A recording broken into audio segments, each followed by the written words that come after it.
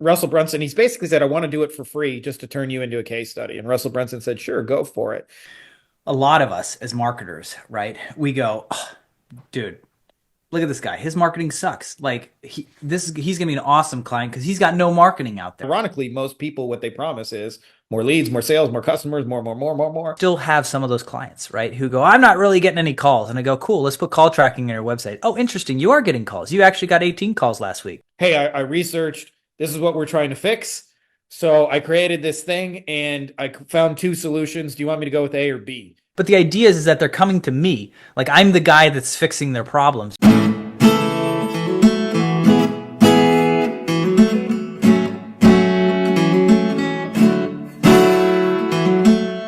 What is up, all my crazy, talented, amazing, good looking, most of you guys anyway, agency motherfuckers?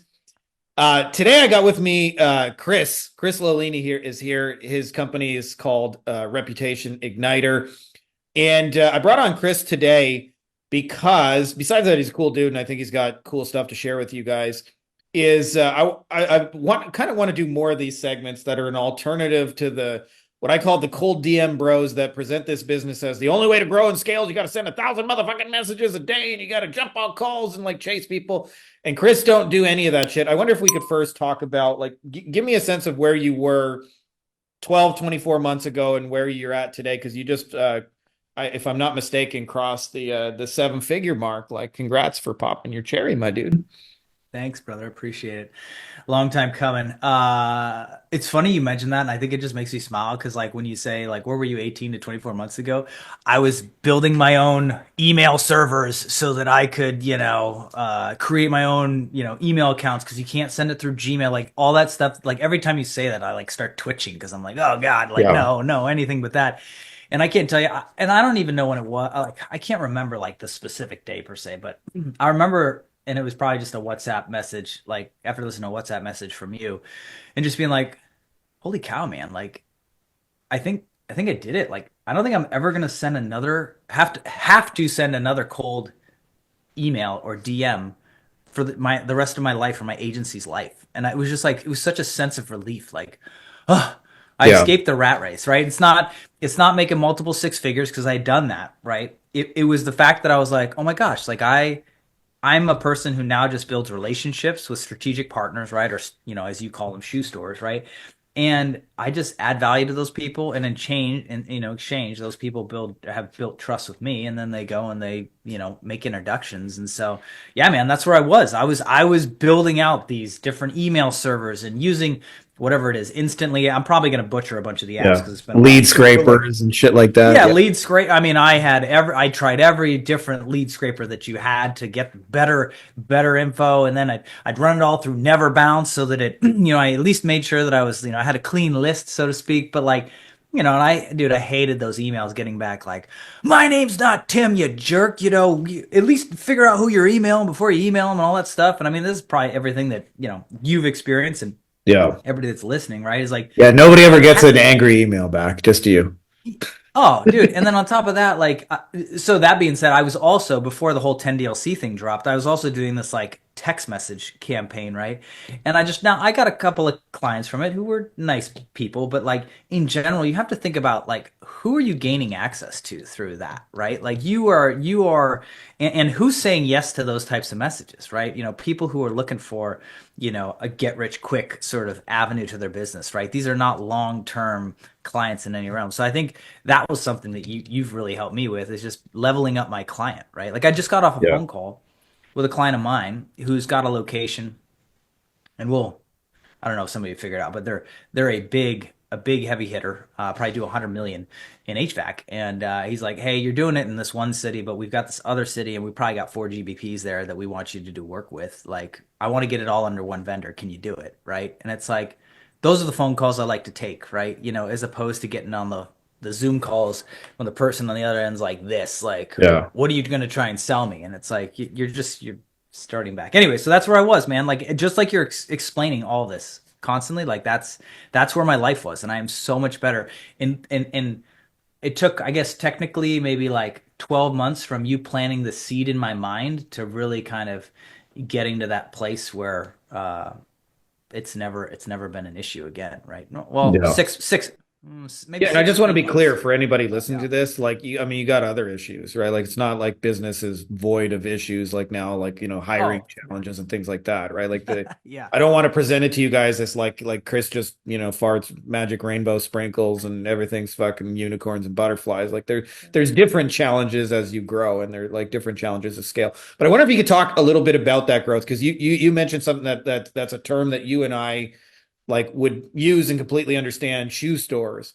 But I don't think that's something that everybody else understands. I don't think they really even understand that strategy. Wonder if you could talk like specifically what that looked like for you, and why that's kind of like different to what you were doing before.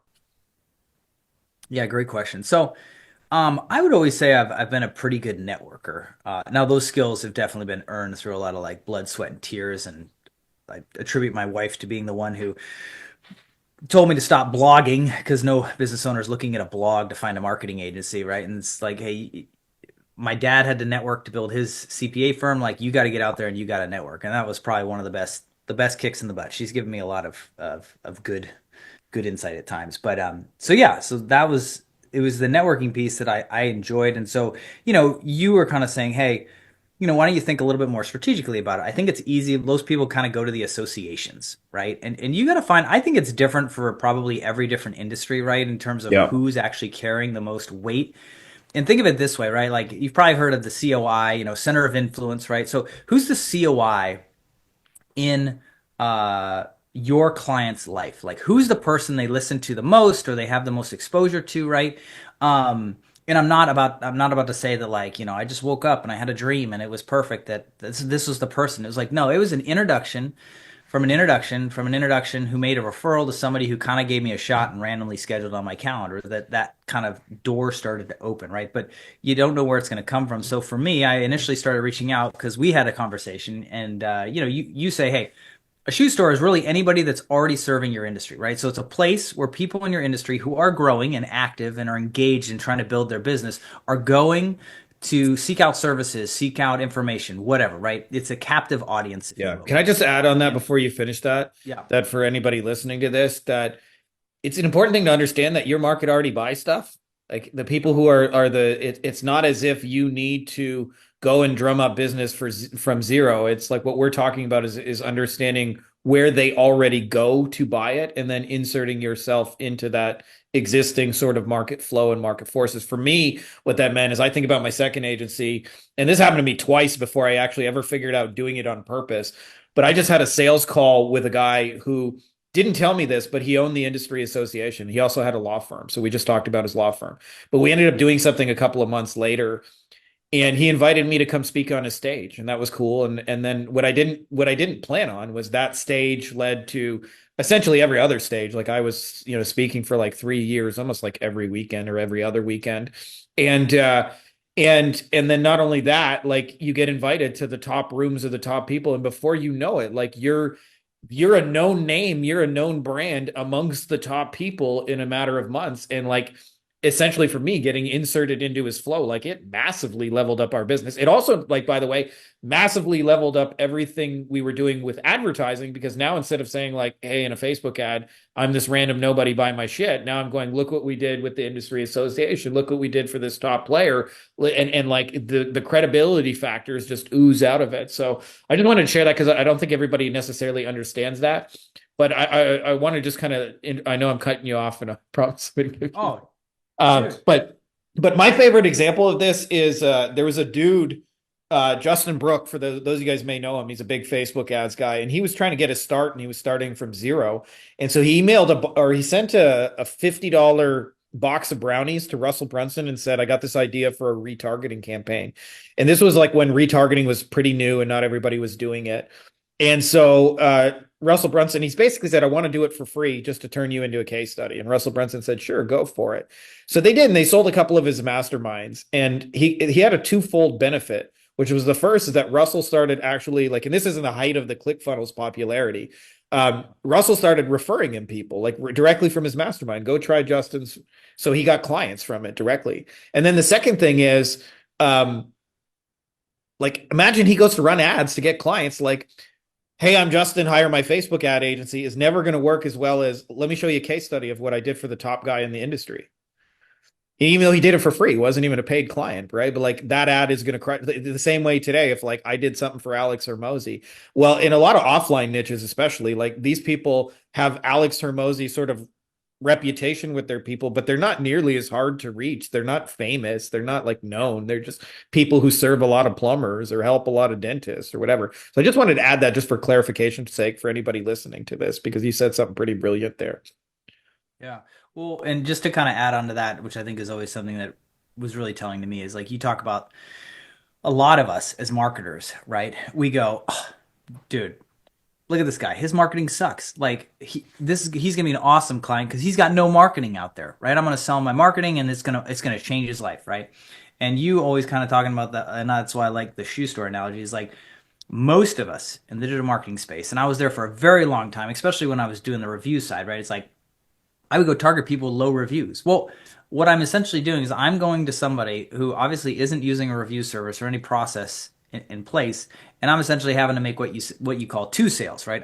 I'm essentially going to the person who's barefoot, and I'm like, I'm gonna first convince you to wear shoes, and then I'm gonna convince you to wear my shoes, as opposed to going after the Kim Kardashians of the world who have 200 shoes in their thing and just being like, hey, you don't have this shoe yet. And I can't tell you how awesome it is that a lot of like the people that come to me, it's like, hey, I get that you do SEO. I get that you do pay-per-click. I get that you do Facebook ads. I get that you do Google local service ads, but you don't have anybody that hyper specializes in ranking a Google business profile, do you? And they go, no. And I go, exactly. So I'm not going to replace any of those guys.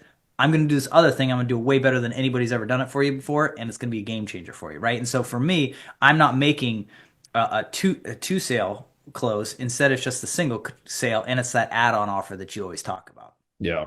And I'll tell you experientially, I remember when I first did this thinking that I remember the first time actually for me, like I got introduced to $100 million a year law firm. They said, we want to bring you as an SEO consultant. And I kind of laughed because I was like, you're doing 100 million a year. Like I've never been anywhere close to those kind of numbers. What am I going to tell you guys about marketing?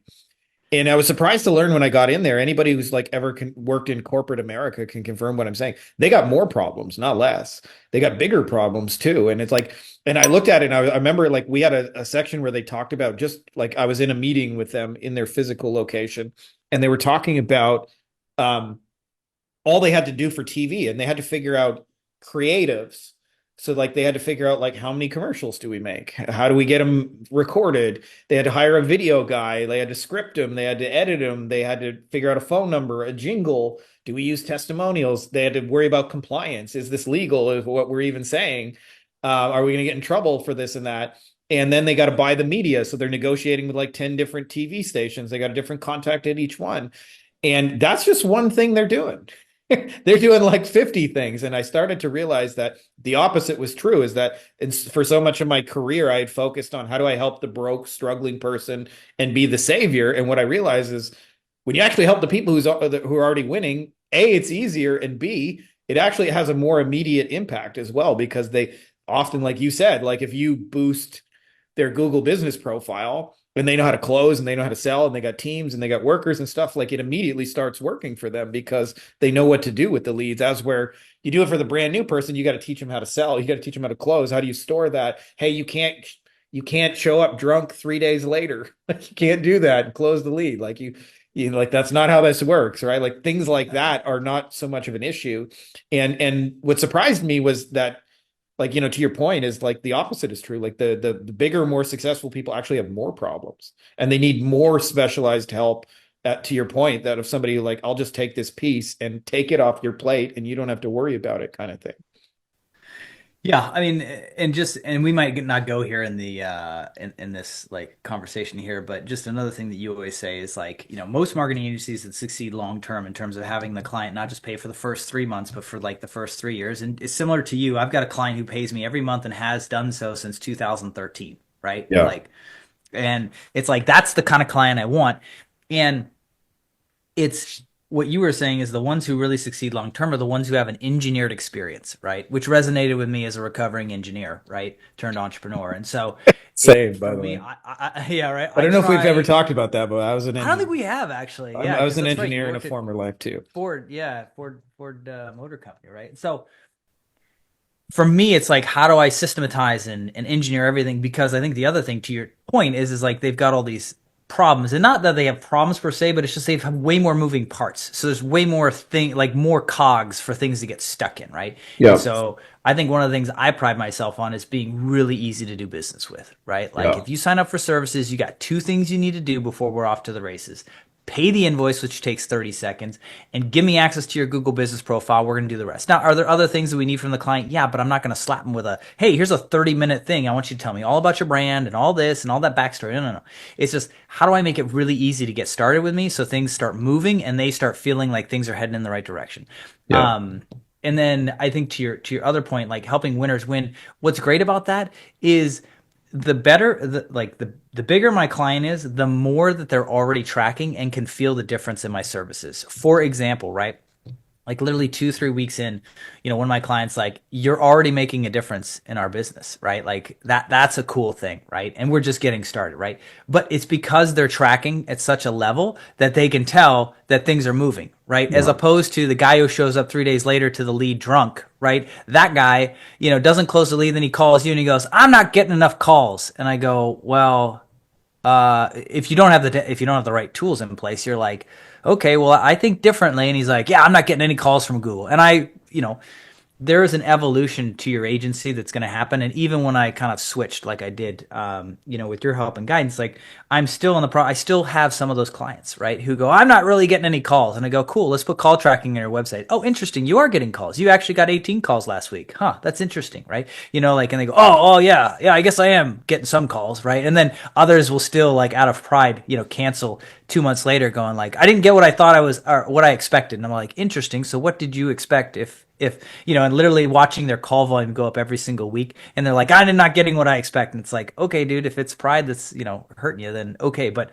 to your point, if you go with the better client, the right client, like, your job is way easier because they actually have already sold themselves on the idea and they're already looking for that change and they already see it because they're already tracking it, kind of thing. So I don't Yeah. know if that helped, but No, yeah, let it and to your land. point, actually, on that, I've found that one thing I wish I understood is that actually it doesn't matter what industry you're in, 80% of people like actually don't make for good marketing clients in general.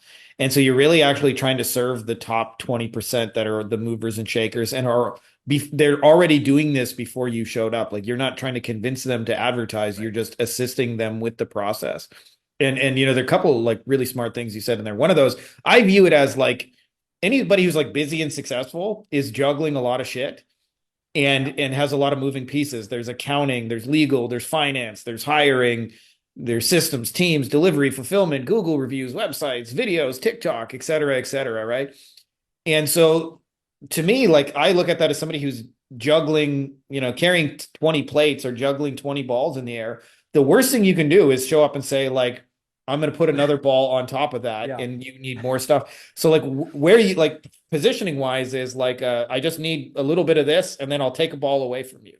I'll take two actually if you want. And you can just not worry about this one thing.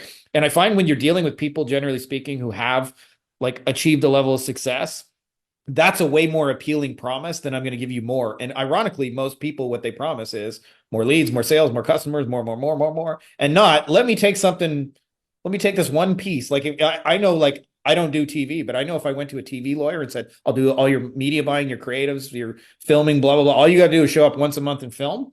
Like, I could sell $100,000 a month without batting an eye, Yeah. because it's like I'm taking plates away from you and nobody else is taking those plates away. And then your second point is a lot of the bigger players in the space know their numbers. So like I know like in the attorney space, for example, like their magic number is $1,000 per signed case. So like if you can get them a case for under $1,000, their average fee is between 6 and 8,000, and they still got staff costs and things like that. But Right. they'll pay you all day long $1,000 to bring them cases. Above that, and they start getting nervous because now it's like, will I make any margin and things like that. Um, and they're often like, there's a delay before they get paid and things like that. But if you ask a beginning starting lawyer, like, what do you pay per case, they'll say, I don't know, I just get some referrals here and there, but they have no Yeah. idea what their numbers are.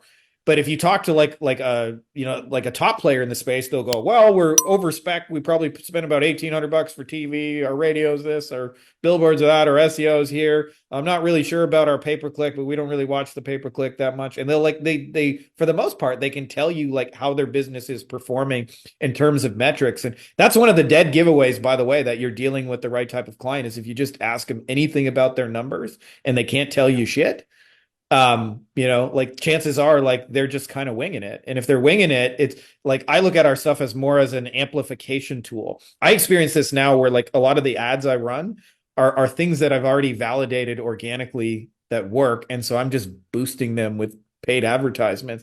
And so I already know they work. And so like the amplification just takes them to another level. I see this all the time where people turn on paid ads and like, they don't work. I'm losing money. I'm losing my shirt, blah, blah, blah. And we're able to like turn on our shit day one and it works day one, but it's because, it's amplifying what's working. So I don't know if you have any thoughts just on your sort of process that you went through on leveling up clients, what that was like. Cause I find like too, it's an internal change where you have to stop like trying to be the savior and start going, Yeah. I'm going to work with the movers and shakers. I'm going to help the movers and shakers. And what you realize is they got more problems. They're easier to help. They're actually often less demanding because they don't have as much time to be demanding about things. Like they don't have time for 47 phone calls. And the more you show up as the professional of like, I'm just going to take this off your plate, the more they're just like happy to let you run with it. And I'm not bragging about this, but it's true. Like I think of one of my clients, I haven't sent him a report in like a year. I just go, dude, it's still working. I can break down the numbers and tell you why it's working if you'd like. No, I don't care. If it's working, just keep doing it. Yeah. Yeah. Yeah. I mean, great question.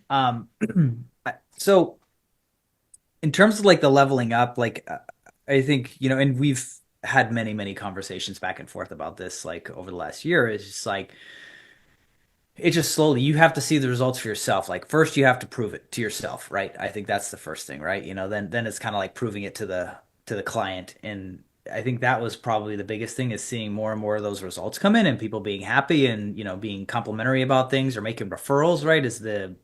That's I think the one of the easiest ways to like get that there, right? Like there's the fake it till you make it. Like you gotta sell the first one, obviously, right? But I think it's a, it it comes down to what you were kind of talking about. Is like you can have an agency with, and just let's just say you got a decent agency and you got 20 clients, right? But it's that one client that keeps you up at night. The other 19 don't bother you. They don't say stuff. They're not emailing you, but it's the one who's like texting you on Saturdays, right? And it's like, hey man, I know it's Saturday, but this, that, and the other thing, right? And it's like I just think about how much my goal is always to quickly remove those people from my client base, right? And when they going, man, that's great. All those headaches just left with that client, right? Because somebody who's texting you on a Saturday, it has too much time on their hands, and that's not the client you want to have, right? So I think for me, it's always being okay with letting go of that 20% that's 80% of the work, right? And finding more of those clients that are super happy with you. And so I think for me, it's doing the work, but then also asking. Like you got to ask for the referrals, right? You got to say, oh, hey, who do you know, right? But in all honesty, I think it's just providing a different experience that somebody feels willing to refer you. And I would say that's probably been the genesis of getting better and better clients is because of the experience that they've had working with me, because I'm not the person that keeps them in the dark for 30 days, right? Before they get a report that is in total hieroglyphics to them, right? Yeah. And they have to decipher it and figure, I don't know, am I getting my value from it? Right? So for me, that was the initial part is like engineering that experience. So like even, these guys who have multiple businesses, and to your point, how do I take things off their plate? Well, what's one thing off that I can take off their plate? Well, nobody wants to do a marketing meeting where everybody just stares at each other and go, I don't know, how are things going? I don't know. They don't look like they're going that great, or they could be going better. So for me, it's like literally that first month, they're probably getting, I don't know, 40 emails from me over the course of the first like 20 days that we're working together, right? And that's to keep them updated on all the things that we're doing, because that's the biggest question in most people's mind is like, hey, what are you doing? Are you doing anything? Like, I don't know, I gave you a whole bunch of money. I don't feel like anything's changing, but it's like, especially if you got a long-term deliverable like you always talk about, right? Like they have to be informed that whole process. That slowly dials back that second month, dials back a little bit more each month, Yeah. to the I point call that where, the accordion, by the way, what you're oh describing, where yeah, it's more frequent in the beginning and then it stretches out yeah. over time once they know, like, and trust you and believe it's working. And it's brilliant. And I think too, like, and it felt so freeing the other, I don't know, maybe 2, 3 weeks ago, I was on a call with a client of mine because they trusted me more than their SEO company, who they just hired me, but they didn't trust their SEO company. It's like, can you just get on this call and just help me feel better about it or something along those lines, or just figure out if they're doing a good job? And so I got on that call and she, she said, I don't know, somewhere towards the end of the call, like, so when can we all meet again? And I said, Karen, I hate to remind you this, but I don't do calls, right? Like I can't do calls, right? And I don't blame it on my 3 kids, right? That are constantly barging into my life, right? It's just the fact that it's not cost effective. I said, if you want me to do calls, my rate is going to go way up, and I'm going to keep you so informed because I literally send them a Loom video every week for the first month or two, and then it's every 2 weeks, right? And so they're Yeah. getting me reporting to them and explaining what exactly is going on and showing them metrics from, hey, here's what you look like on your geogrids, but then here's the call volume that's coming in from your Google business profile versus your SEO and this and the other thing. So it's like, again, you just gotta think through that. And that's what builds trust with the client, is being proactive about things, right? Thousand If percent. you're reactive, man, they think you're shady and that like you only do things when they ask you to, right? And so they get into that mindset of like, man, I just got to keep hounding my marketing guy, right? What if you could do the complete opposite of it? And to be honest with you, I think that's why things are growing, is because the nerd engineer in me was able to go, okay, how can I anticipate every single need or want that they have and keep that away? And frankly, there's been getting days, which is awesome because I have those 3 children in my life that are never ending and demanding. I liked your message the other day about they get you before, during, and after, man. I mean, it's so true. One That's stays up real. too That is, late, one wakes up in the middle of the night, one wakes up early every single day. It's yeah. Oh like, yeah. man, I mean, I live on these things, right? Yeah. So, but all that to say is because of that, like, it's pretty quiet, man. And my team can handle all the other stuff because it's really just the moving parts and Yeah. just making sure that the boxes are ticking, but they don't need my Yeah. And a strategic well-run input on it. agency is a boring factory. It's supposed to be Yeah. quiet, not supposed to Yeah. be dramatic fires to put out. When are we going to have the meeting kind of thing? So, And I've lived my life like that with my agency for the previous 9 or 10 years, right? So the fact that we're finally stepping into the one where like I get up and I'm like, oh my God, did I do all the things like I really needed to do today? And like now I can work on the things that I want to work on today. I think that's such like a freeing, thing, because I've got a lot of cool things planned for the agency, right? yeah. And so yeah, I appreciate you, man. Yeah. Like couldn't have done it Same, without dude. you. We're coming up on time here, but I don't know if you got another just like 2, 3 minutes we could jam Yeah. on the proactive system about that because I really like that. I'll tell you in the beginning, like I viewed it as customer service, and it's a very reactive thing. Client asks a question, I answer. And I had quick customer service, but what I realized in doing this, especially when you get to the stage where you're hiring, and I just had this conversation with somebody. I was like, they were telling me they're a virtual assistant. They're from in the Philippines. They're trying to get hired, and I was like, if you want to get hired, like be proactive. And so like I'll tell you as an employer, what I hate is like a reactive employee who just like I got a problem. I can't proceed to the next step because something's not working. And I'll tell you what I love, and it's rare, but when you have them, like it is somebody who goes, hey, I researched. This is what we're trying to fix. So I created this thing and I found 2 solutions. Do you want me to go with A or B? And you're like, holy shit, you love it. And so I'll tell you, like, from the client perspective of communicating with agencies, what they hate is they hire this SEO company. And I used to be that guy because it was so much work that I was just struggling to keep up with all the links and updates and things like that. And, articles we were publishing and things like that, that probably wasn't the best at updating clients. And I didn't realize that that was my problem. And so they would always message me the same damn things. And I remember actually at one point saying to my girlfriend, I'm like, people are so stupid. They have no idea what this thing is. They pay me thousands of dollars a month. And then they ask the same stupid questions over and over and over. Like, I'm just going to quit. I hate this. I hate this. I hate this. That's where I was at in life at that point. And I started to realize the more you proactively updated them and answered the questions they were going to ask before they asked them, like most notably, what the fuck are you guys doing? Right? Like what's happening right now? Like that's actually the biggest question in their mind is like, I don't see any discernible, like we just hired you 2 weeks ago. There's no like magic thing of phone calls. Are you guys doing something to move towards that? And I find the more you proactively update them, and I wonder just the point I was hoping you could kind of make is like this isn't something you're doing reactively. This is planned in advance. Like you know what you're going to say on week 2 before the next client signs up. Like you're essentially communicating the same things over and over. But by being proactively, what happens is experientially, at least from my point of view, is they just leave you the fuck alone. Like they just leave you the fuck alone to do it because like, oh, Chris is on top of it. He knows what he's doing, you know. And like you said, their perception of your competence at it goes up exponentially, not because you got better at SEO, because you got better at giving all these updates. So I wonder if you could just share a little bit about that and then we'll call it time. Yeah, great question.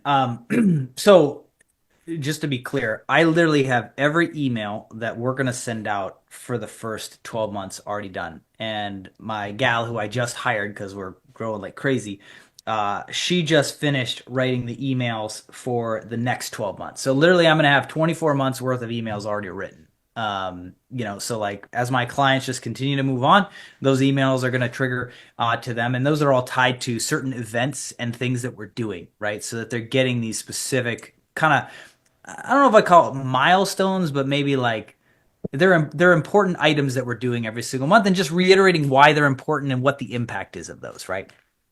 Um, and so yeah, and to the point, it was funny because I had this one client who'd hired me, and the guy was like, he was like texting me every like 2 to 3 days, like, "Hey man, you got everything you need from us? Hey, is there anything else you need from us?" And I'm like, I was like, okay, I get it. He's kind of a micromanager, like it's okay. And I was like, man, but it's so strange. He's like the only one. And I was like, okay, let me check.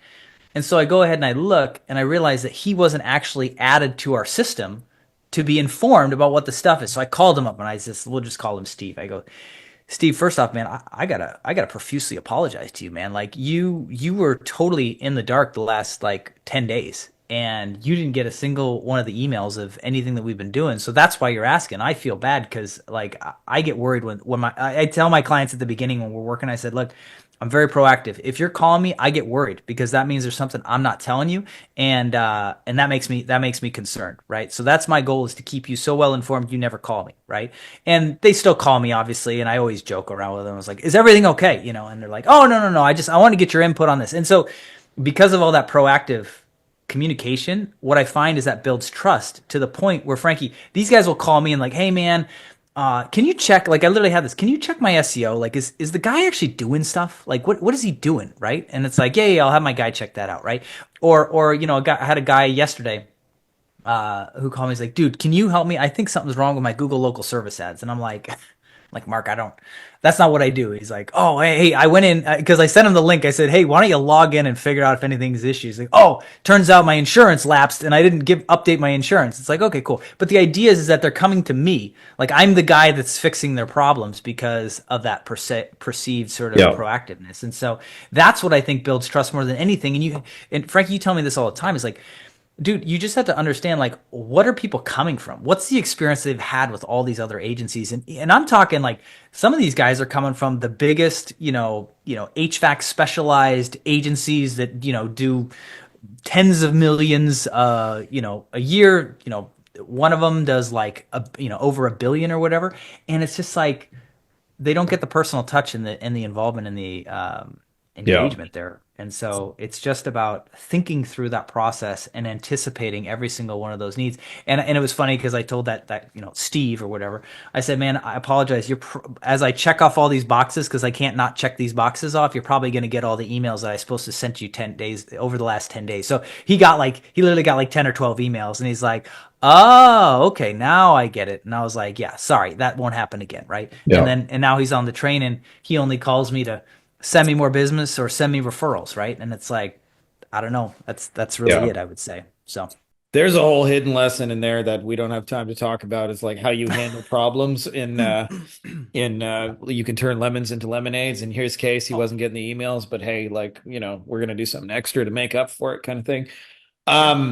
Yeah, so we're coming up on time, but by the way, for those of you guys who are interested in potentially joining our little agency world, I'll put some links below. But Chris, we appreciate you coming on here and doing this because this was super cool and super helpful, my dude. Hey guys, if you like this video, you may also like my best-selling book here, Beyond the Agency Box. It is all about scaling a digital marketing agency while eliminating meetings and phone calls. We actually sell our stuff phoneless. We don't have any client meetings, and we also hire our team entirely without meeting phone calls, which allows us to, like actually kind of live a life. I've laid out the entire blueprint and everything you need to know, getting clients, onboarding, setting expectations, scaling, building a team, you name it. It has been a bestseller on Amazon now for over 5 straight years, but now you can get it even cheaper than you can get it on Amazon. So I can't tell you the exact price because it may change when this video is released, but there should be a link to it below, either in the description of the video or as well as a pinned comment. So if you're interested in that, check out that video and you can get a copy for super cheap.